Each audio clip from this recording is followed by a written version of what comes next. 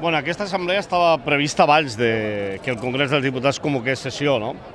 En tot cas, a mi em sembla que en part és una provocació, perquè el mateix dia que ja sabien que teníem aquesta assemblea, a més, aproven la reforma.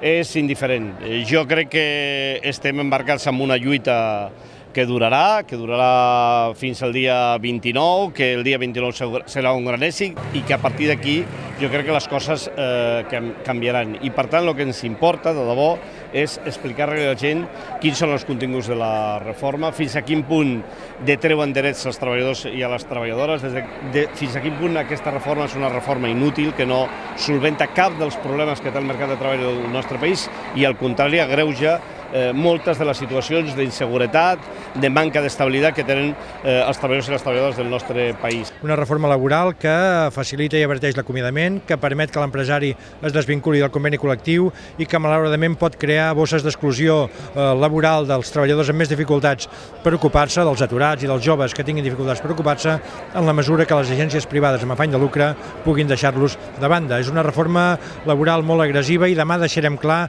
tots aquests motius i la necessitat del dia 22 de setembre aturar el país. Bueno, por ejemplo, se puede quedar sin bocata. Y no les pasa nada. Y pueden pasar la noche perfectamente. Estos dos se pueden quedar sin bocata tranquilamente. Y no les pasa nada. Y alguno más, tampoco te corta, alguno más. 7, 8, 9 para allá. y 10. En teoría debe estar. ¡Ya está! Y que no, pues no.